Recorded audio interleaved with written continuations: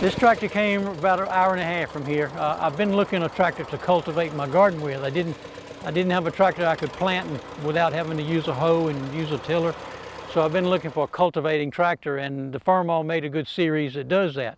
This one's got a little more sentimental value to it.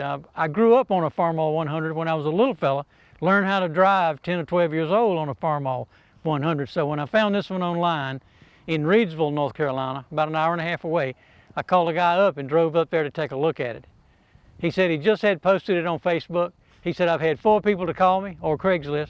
I said, I'm on my way to Reidsville. So I took off to Reidsville and went up and looked at it, made a deposit, and brought it back home a couple of days later.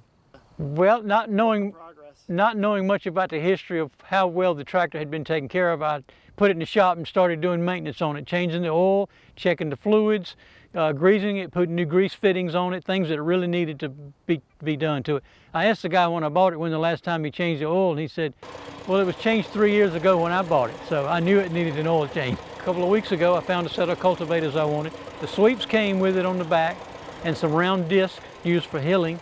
I've had to buy a couple of letters on the front to Farmall. One of them was gone, so I bought a little to try to bring it back up to in good shape. And I've got a full set of decals for it. I've got to find out where they go to be sure I'm putting them in the proper place before I put them on. But as president of the Tractor Club this year, the Lord Granville Agricultural Heritage Association, I thought it would be appropriate for the president to have a tractor that he could show. So I've got a tractor.